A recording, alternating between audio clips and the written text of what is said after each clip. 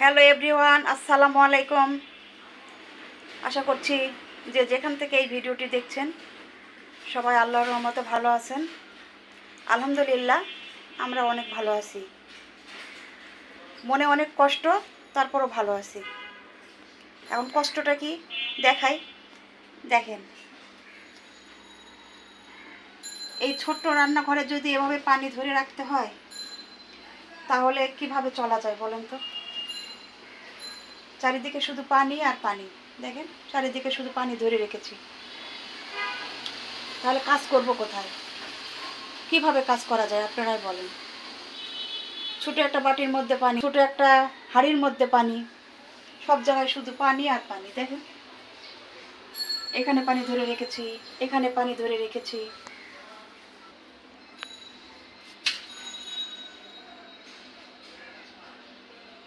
দেখেন, পানি ধরে রেখেছি। নন স্টিকের পাতিল, সেখানেও পানি ধরে রেখেছি। কোনো উপায় নেই।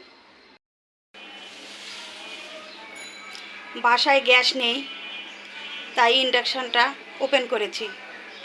ইন্ডাকশানটা নামিয়ে নিয়ে আসলাম। এখন ইন্ডাকশানে আমি সকালের নাস্তাটা বানাবো। অন করে দিলাম। এখন 1600 ওয়াট আছে। 1600 ওয়াট আমার লাগবে না, এখানে মাইনাস করে দিচ্ছি। 800-তে দিয়ে রাখলাম। এখানে প্যান বসিয়ে দিয়েছি। পরোটা বানাবো আমার ছেলের জন্য। এখানে পরোটা বানিয়ে নিয়েছি। এখন শুধু ফ্রাই প্যানে দিয়ে ভেজে নেব। আর আমার জন্য এখানে ভাজ করে রেখে দিয়েছি, শুধু বেলে নিয়ে আবার ভেজে নেব। আজকে বেশ অনেকক্ষণ পরে পানি ছেড়েছে জন্য আমি তেমন কিছু রান্না করতে পারিনি। আমার ছেলে খেয়ে স্কুলে যাবে। ফ্রিজে একটু মাংস রান্না ছিল, ওটা দিয়ে একটু বিরিয়ানি করে নিয়েছি, যাতে ও খেয়ে স্কুলে যেতে পারে। পানি যদি আগে ছাড়তো তাহলে হয়তো অন্য কিছু রান্না করতে পারতাম, করতে পারিনি। এই জন্য বিরিয়ানি রান্না করেছি। ও খেয়ে স্কুলে চলে গিয়েছে, এখন আমি খাবো। রাতের বেলা যাই হোক কিছুটা রান্না করে নেব।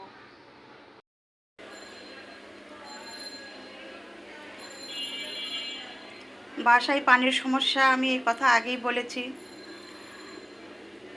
এজন্য দেখা যায় যে পানি ঠিকমতো ধরতে পারি না, রান্নাও ঠিকমতো করতে পারি না।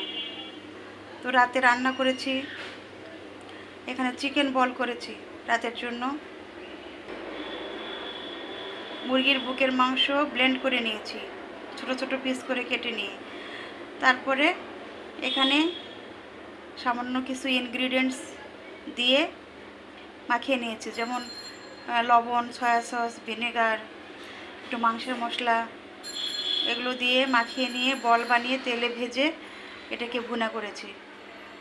খেতে খুবই ইয়ামি হয়, খুব ভালো লাগে খেতে। আজকে দুপুরের খাবারে ডিম ভুনা করেছি। চুলায় এখনও হচ্ছে, প্রায় শেষ। ধনেপাতা দিয়েছি, কাঁচামরিচ দিয়েছি। এখন নামিয়ে নিব। অনেক ইয়ামি হয়েছে দেখতে, খেতে অবশ্যই ইয়ামি হবে। আর সাথে এখানে ভেন্ডি ভাজা করেছি।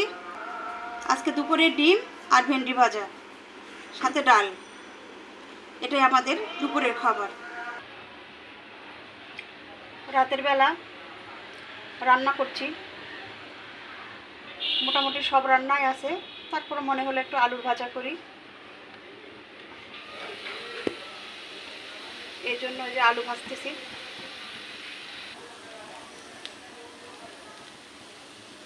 রাতে ভাত, ডাল, আলু ভাজা আর মাংস, এটা দিয়ে খেয়ে নেব ইনশাল্লাহ।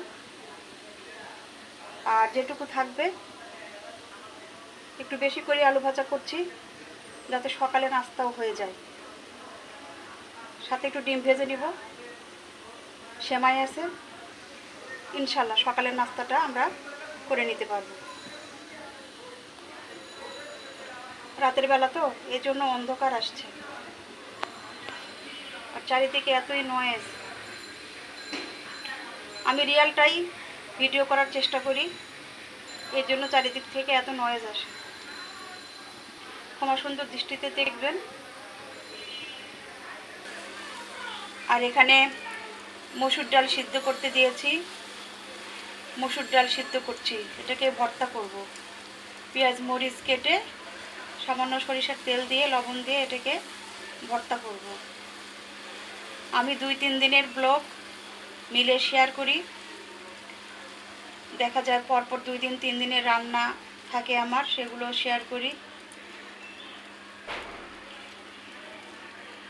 তো আজ আসি, এই ভিডিও এতটুকুই ছিল। আল্লাহ হাফিজ।